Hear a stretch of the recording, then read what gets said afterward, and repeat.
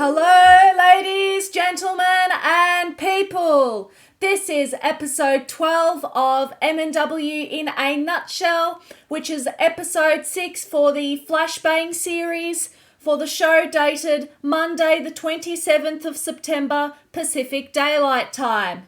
Flashbang is hosted on twitch.tv/Edward Bosco. But for MNW In A Nutshell, the recap show, your host is MNW's resident statistician and bookkeeper, Carla Bader from Victoria, Australia. Now, before we get into our sequence of events for this episode, I would like to explain for our public, non-MNW, non-wrestling audience what this is all about. So, what is MNW and what do we do? MNW stands for Multiverse Nexus Wrestling, and this is basically a whole group of people, as it were, because not many of you would understand what a multiverse is. So just think about a separate planet, and this planet's got life on it. And on that planet, there are different cities and communities, and that is all the wrestling shows that we have. So some of them include our two main shows. We call them sister shows. Warzone, run on Dr. Caliban's Twitch channel.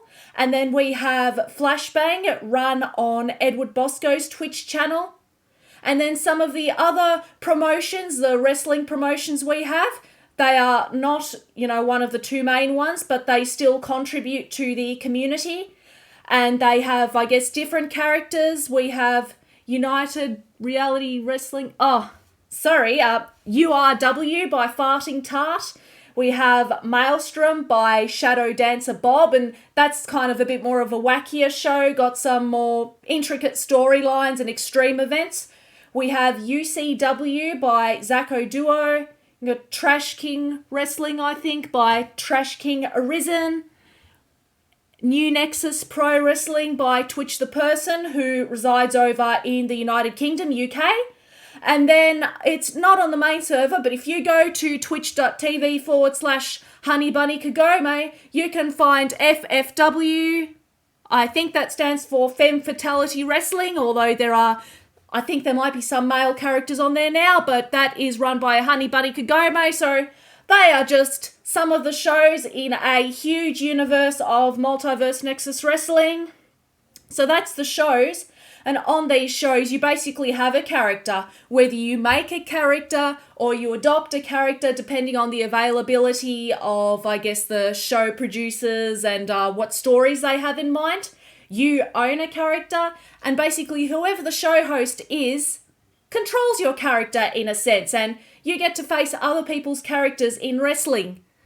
So, and you're involved in different matches, different storylines, and that's the basis for our interactions. We interact with each other based on what happens in the shows and then expand onto, people's passions of wrestling, storytelling, other bits of creativity. And that, in a nutshell, is what MNW Multiverse Nexus Wrestling is. And now we will go to the sequence of events for Flashbang on Monday the 27th of September 2021 Pacific Daylight Time.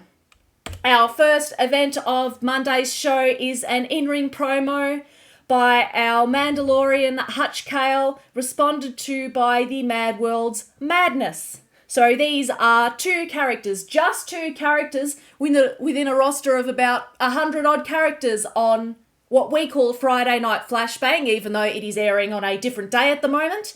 More about that later. But what happened in the promo? According to my notes, Hutch comes out and he says, usually someone complains at the start of the show because usually we have the lawyer, which is our general manager, Mr. Lawson, but this time it's Hutch and he demands to speak. He says that he is in a predicament due to Victor Vicious, who is the leader of the cartel. And last week, Victor said that either Victor or Hutch Kale had to take Kuso out. So Hutch isn't going to wait. He is going to act right now. Hutch says he does not understand any of Kuso Kale's employment circumstances. Who hired her? Why does she have to take out who she's been told to take out? She hasn't spoken to her husband about it at all. And then Madness from the Mad World enters the ring. He thought he would come out and clarify a few things for Hutch. And he says that Hutch didn't even ask Madness what Kuso was up to. Hutch tells Madness to get out of the way as this has nothing to do with him. Madness says he is disappointed, but then he might be expecting too much, like he always does. Madness says he told Victor Vicious that Hutch is not the reason for Kuso's actions. So Kuso is not after Hutch. Kuso is after Victor. And Hutch Cale says he has to finish it because this is his marriage. And then Madness says that none of them get it. He says you want to bang heads until one of them cracks. Does that happen in a lot of marriages? Is that like a love affair thing? People just want to go at each other? I have no idea. He says that is a terrible idea. Is Madness worried that Hutch is going to take out Kuso and ruin the tag belt scene? However, no one seems to be listening to Madness. I already stated that Kuso is after Victor, not Hutch. And then that makes it easier for Hutch. He has to take care of this. At Breakdown 7, our next pay-per-view, it all ends. Either Kuso goes or Hutch goes. But Madness says, it doesn't have to be this way. He wanted to tell Hutch so he wouldn't bang his head against the wall. There's no need for any final conflicts or showdowns. Why doesn't Hutch just let Kuso take out Victor?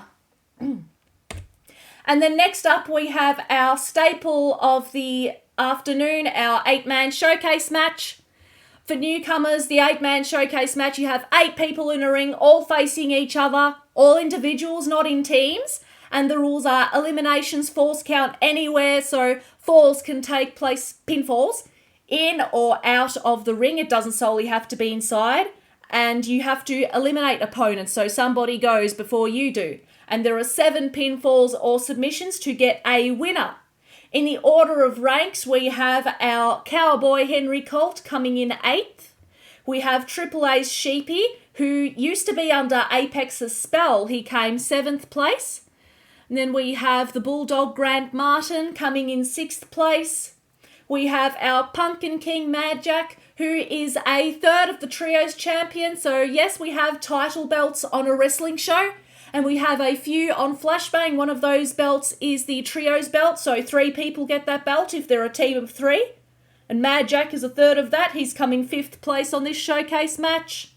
We have Death Itself, Helix Sucks. So with some of the characters, they have, identities or different names. And the character Helix Sucks identifies his name as Death.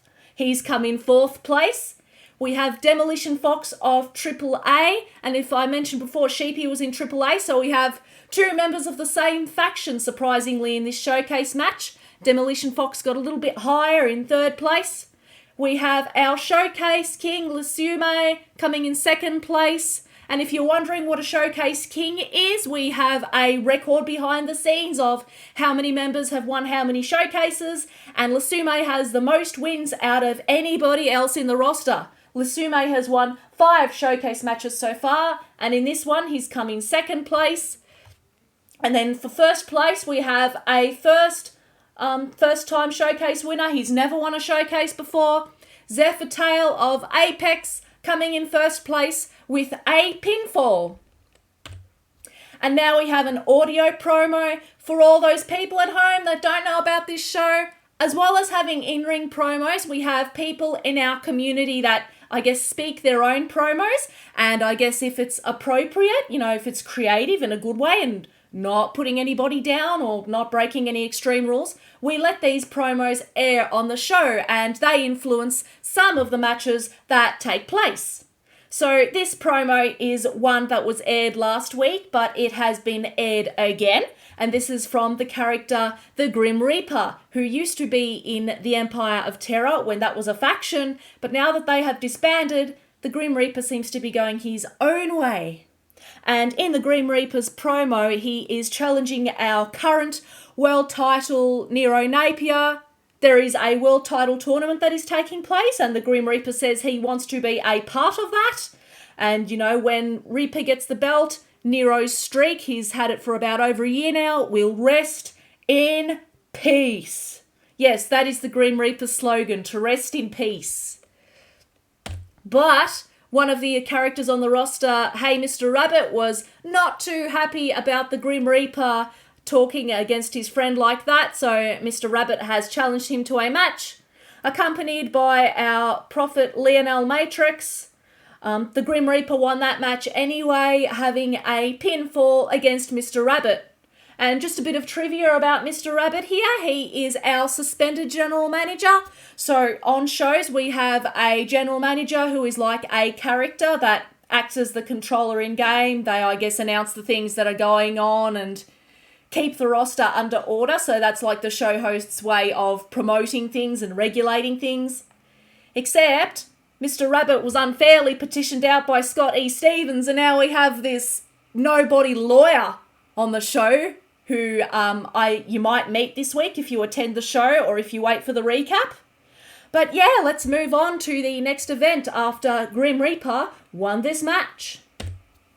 We have a audio promo now from the suspended general manager, Mr. Rabbit, and in this promo, Mr. Rabbit seems to be speaking to someone.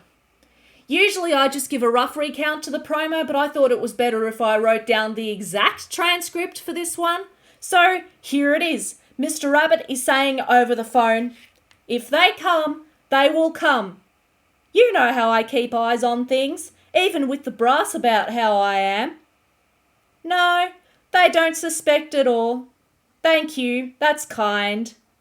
Tonight then, he'll be a great boon. Luck is also probability after all. My appearance? I'm not sure. I haven't worn that in years. A new identity from the past. Sure, but I'm using the name I used then. I concur. Oh, that! He said he's holding it for me. I'm the only one allowed to hold it. Despite all odds, he's held fast. It cost me too, and I'm so proud of him. Until next time, all is relative." And that is the audio promo of our suspended general manager, Mr. Rabbit, who's been spending some time in the cosmos for a while. And then we have an in-ring promo from our Jungle King, Shere Khan. In this promo, Shere Khan had expected better from Gladiator Kevin Blackwell, so yes, we have different rivalries going on, and Shere Khan and Kevin Blackwell's been a rivalry in the books for a while. Shere Khan says that Kevin Blackwell is a guy who thought tearing off Shere Khan's mask would end him. He already knows the excuse. Kevin wasn't ready for Shere Khan last week. There's an opportunity to rectify that situation because that instance just wasn't very exciting, wasn't very impressive at all. It wasn't much of a fight. How about at Breakdown 7, we have the finale, where rules don't matter. So therefore, in that pay-per-view match, Shere Khan is calling for an Extreme Rules, False Count Anywhere match, no excuses, and there will be nothing left at the end of it. Kevin Blackwell's pay-per-view record is already awful, and now Shere Khan is going to bury it, along also with a broken spirit, broken body, and broken morale. And then we have yet another audio promo. We have the character themselves, and then sometimes they might have extra members that they might like to use to portray their character further. For the character Taigiri, whose partner is Johan Mjoln, they decide to have their daughter Presley Mjoln speak for them this time. And in Presley's promo, she says that to learn a man's world, she's got to think like them and talk like them. That's for all of us. That's advice for all of us. You must have the mental advantage over whoever opposes you. This was the first lesson her mother taught her before training her in the ways of the tribe. Her mum is of little words, so Presley is Taigiri's voice for this week. Does Kuso Kale think she's cute with that gift in Madness's basket? This rivalry has been happening across the multiverse, and you two love to bring it up everywhere you go. Johan, aka Dad, might be busy, but Tiki isn't doing too much. It's time for the train to roll like thunder over a mad, mad world. Now, gaze upon Taigiri, best striker that the multiverse has to offer. Mention of her name should make people clench their jaws. Stargazer Roundhouse kick is like Cerberus, that's it. Survive the first, and then you'll regret the second and the third one that comes.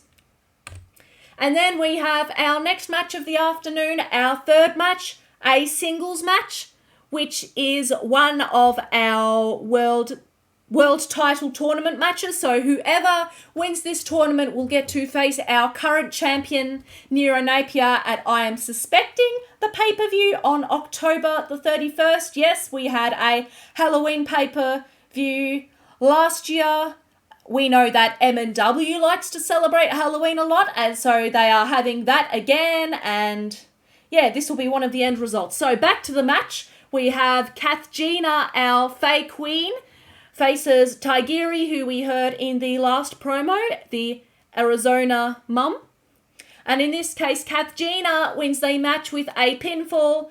Therefore, Kath Gina will be going on to round 2. But since the brackets haven't been revealed to us, I don't know who Kath Gina will be facing next. But without further ado, let's move on to our next event. The fourth audio promo of the afternoon by all faction members of Spectre Sonata. I've decided to split this promo into 2 sections because they were interweaving. So, firstly, the Punk Master Ghost and TK in the background. PM ate the teriyaki that TK was saving for Naja. Where did PM then get this robot shark from? Lasume, of course. And then we have our third faction member, the bad CG Ghost, which stands for Computer Generated. CG is saying on top of the chatter that when CG joined Flashbang, he just wanted to entertain them as a solo act. Then PM made it a ferocious duet, and then TK came and made it a full sonata. After PM's hit and run, thanks to CJR Killer of the Outlaws, CG thinks he owes his effort and performances to his faction members as well as to us, the fans. Spectre Sonata deserves to be put in lights across the multiverse. And to Aussies, sorry about my accent, we say multi overseas, so yeah. CG, on behalf of Spectre Sonata, formally declares intentions to win the trio's belts off Doom. He admits it's a large hill to climb to challenge Doom. 1 month to get the number 1 contenders. Doom may be the strongest team, but they lacked the bond that Spectre Sonata share. Doom are a team, but Spectre Sonata are a family. So come on everyone, let's make sure this Halloween is one to remember and give it our all, in the words of CG of Spectre Sonata. And then we have a tag team match, so it's 2-on-2, so teams of 2 facing each other. And in this one, we have Huge Mane and the Big Rock of the Forces of Nature going up against the Aristocratic Canid and Sir Percival of the Princedom. And we haven't seen the Princedom members in a while, so I guess shaking their ring rust off. In this case, Huge Mane taps Sir Percival out, giving the Forces of Nature the win. And also with the Forces of Nature, this is the team that will be facing the Mad World. They have already won a contendership effort to face the Mad World, who are the current holders of the tag team belts. Our next event is an audio promo from the hottest member of Vaporwave. Is he the hottest member of Flashbang? I don't know. Apollo Hades. So in Apollo Hades' promo, he says to Eric, Eric Generickson is, I guess, the broadcast member that commentates the show, just for the public viewers here. In Apollo Hades, he says to Eric that they did not forget about Rico Rose, Rico Rose is their third faction member that hasn't been on for a while, but in external reasons, he had to be readopted, which he has been now. Apollo Hades says, it is none of their business why they didn't mention Rico Rose, but since we're all concerned, he had a long, wacky adventure that he will not go into details about. But what concerns all of the Flashbang audience is that way too many opportunities are given to the wrong people to face Nero Napier for his ill gains. Not Johan though. Johan was robbed. But the brass seem to enjoy forgetting Vaporwave exists, so Apollo Hades will remind us who's truly on top. Apollo would like to enter the world title tournament, and he encourages the rest of Vaporwave, so the members Aqualung and Rico Rose, to do the same. He's earned his right after facing Satyrus 3 separate times, and for anybody who doesn't know, Satyrus is one half of a nasty Minotaur team.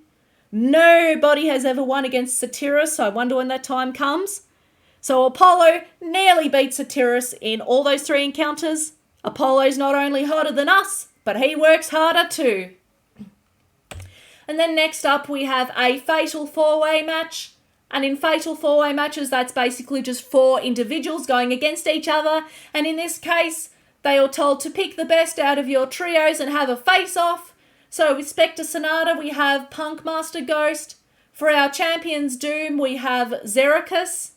For the House of Caliban, we have the Frankensteinian The Creation, which is Christopher Caliban, the son of Dr. Caliban.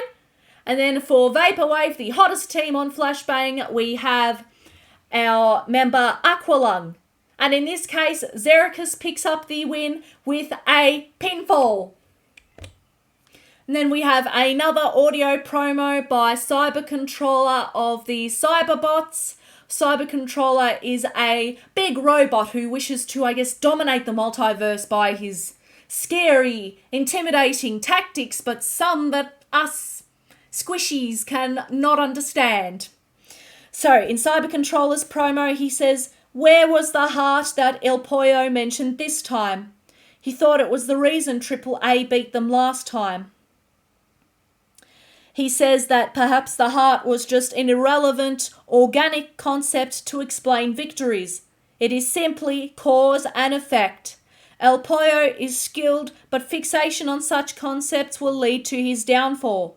The Cyberbots will continue efforts in the tag division and dominate it, showing superiority of cyber technology. We are upgraded, and as always he likes to say, fear the deletion." And then we have a singles match, which is our official re-debut of Rico Rose from Vaporwave. He's going against Thunderbolt of the Time Bandits, who is also a third of the House of Caliban. In this case, Thunderbolt wins the match against Rico Rose by tapping him out. In the next audio promo, we have the Black Prince of Wales, Jack Andrews. Not New South Wales, but of the UK. And Jack Andrews was in the World Title Tournament last week. He won against Lionel Matrix, and so he's gone on to round 2. He says in this promo, "It was truly showtime in last week's main event. The Black Prince versus the Grand Equations prophet Lionel Matrix. Credit where it's due. Lionel Matrix put up a hell of a fight. Last time he was in a tournament, it didn't go the way he wanted, but we all get egg on our faces. But this time, Nero Napier, Jack is coming for you. All hail the Black Prince." And then we go to our main event of the afternoon, a singles match. It is another tournament match. We have the leader of the cartel and the one who Kuso Kale is after, Victor Vicious, against our female mercenary, Alexis Edmonton. In this case, Victor Vicious picks up the win and goes on to round 2 with a submission against Alexis. That brings us to the end of the matches of Monday afternoon Flashbang. We now go to some statistics. As I am the bookkeeper of MNW, I keep some extra mathematical stats and facts. And for Monday afternoon, the show, without any, technical delays or stream finishes, took 2 hours and 3 minutes. And then we have our segment summary. We had 7 matches, 9 promos. There were no backstage encounters this week, so that makes a total of 16 events. If we subtract the audio promos that took place, that's 7 of them. So the amount of produced events that were produced by the, show host himself was 9. But also with the community's contributions for audio promos, that's 16. Thank you for tuning into MNW Flashbang in a Nutshell. If you would like to catch Flashbang this week, it will be on Sunday, Pacific Daylight Time. That's in, America time, Canadian time. Bosco himself said that the show would start anywhere between 1 to 3 p.m. in his time zone. So if you are in Australia, that's 6 to 8 a.m. I am not sure about the other countries globally. Every other time, though, it will be Friday evenings at 5 o'clock, once Bosco is, I guess, no longer participating in his acting classes. But for now, Sunday, 1 to 3 p.m. on twitch.tv/Edward Bosco. This has been Carla Bader for MNW In A Nutshell. Wherever you are, have a good morning, afternoon, evening or night, and thank you.